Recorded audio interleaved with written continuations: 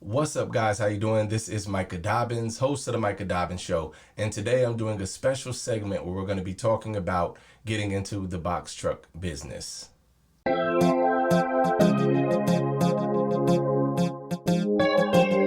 Now, there are several of you who have written or had interest in driving box trucks. People have called me or tried to talk to me, and I've been in this delivery service business since 2016. I could tell you about the highs, the lows, the ups and downs, and all that comes with running your own business, both with cargo vans, box trucks, etc. And I also, for those who know, also have a brokerage where I broker for 53 footers. So let me tell you this up front. Anybody on YouTube that's selling you on jumping in trucking and how easy it is and you can make all this money, more than likely they're trying to sell you something. They're not really telling you the truth of the business. But those who know my platform and know my show, they know I keep it 100 with you guys. And I'm going to tell you the real of what's going on in the business. Right now, it's pretty hard. It's a pretty tough time, honestly, because of where rates are, as far as people having capacity all over the place. So they have more options, people underbidding and cutting each other out of businesses. This is really like one of the worst times for you to try to jump into trucking realistically. But it also could be a good time if you have the right instructions and you know what you're doing. So I'm saying this with all sincerity. I don't want to set you up for failure. I don't want to sell you a dream and have you thinking you're just going to sign up overnight and make all this money, when a lot of times that's just not how it goes. If you look around, you'll see a lot of people selling their box trucks and other vehicles on Facebook marketplaces, through Craigslist and other means, because it has been a bloodbath of a business since the end of the pandemic.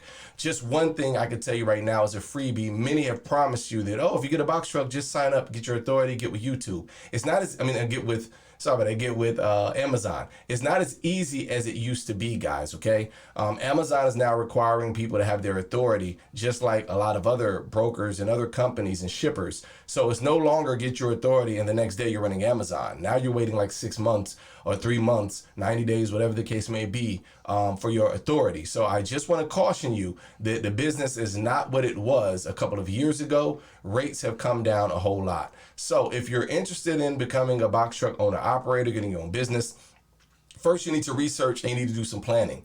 You need to have an understanding of what the business is, how it works, who the major key players are. If you've never entered into this business, it can be very tough. It can be very tricky, especially when it comes to getting shippers or customers to trust you with their freight.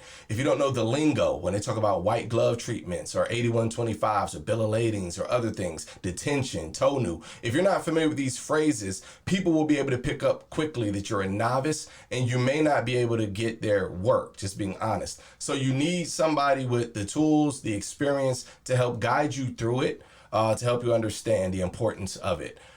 Some of you may want to drive a box truck over 26,000 pounds, for instance. You got to have a commercial driver's license, a CDL for that. If you're driving it under 26, you could get away with a 26 or a 24 footer or a 16 or a 10 footer without a CDL. But this is another thing that's a barrier for some.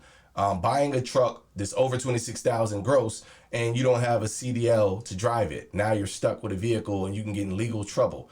So we want to make sure that you have an understanding, that you are understanding what is required to actually get your authority, for instance. Many people just jump out there and they're like, oh man, I'm just going to go get my authority, and they're quick to pay, the $300 or whatever. And you got to understand what all is required for your authority, what all you need to have. It's more than just paying $300, guys, and just hopping in a truck or just filing an LLC or getting an EIN. There are many other steps. You got to complete an OP1 form. You got to have a BOC3 form. You got to make sure that, you have your tax ID number, your business bank account, that you're incorporated. You want to make sure you took care of your, just everything that comes with it. Because when you're dealing with Safer and you're dealing with, them checking and putting whether you have your authority active or not, you could get in a lot of trouble if you don't follow the right steps and protocols. Even when it comes to purchasing your vehicle, getting your UCR permit, there's just so many things to trucking that you have to have understanding of. And if you are watching this video and you're still interested, you're saying, Micah, I hear what you're saying, but I believe in taking risks. I want to try to get in this business.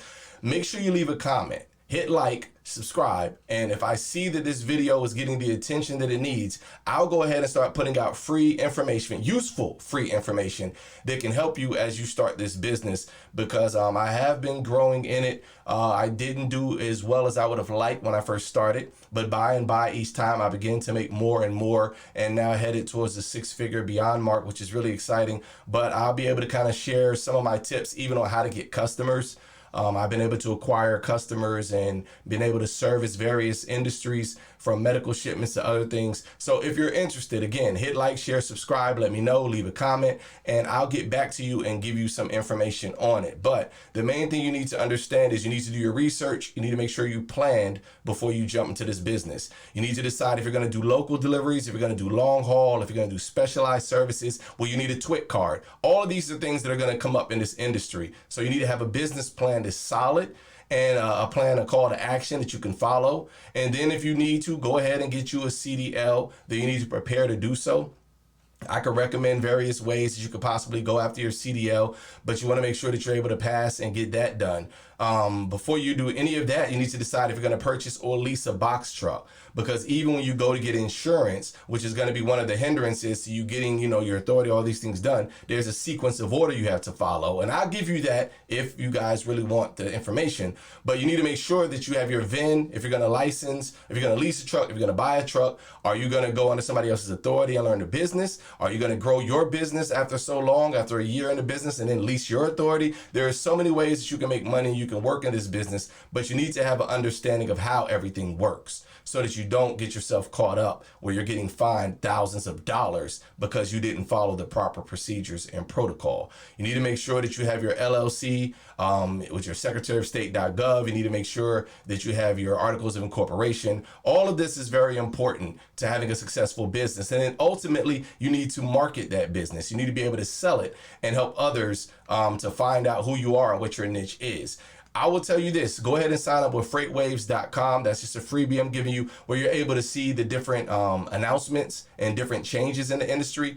They could tell you, what flatbeds are paying versus what maybe dry vans are paying, or reefer units. And if you don't know what any of these words are that I'm saying, I would humbly ask you to start studying the industry that you are about to get into, because even in box trucking, there is a difference between having a reefer box truck or a dry van box truck. There are those that get stuck down there in Florida. If you drive, you know what I'm talking about, if you're not prepared with the right kind of truck to get the right kind of freight. Just wanted to give you guys a quick example just of the type of information that we'll be bringing forward on the Micah Dobbins Show going forward. So if you're interested in this industry, by all means, let me know, and I'll be more than happy to share more information. This is Micah Dobbins signing off.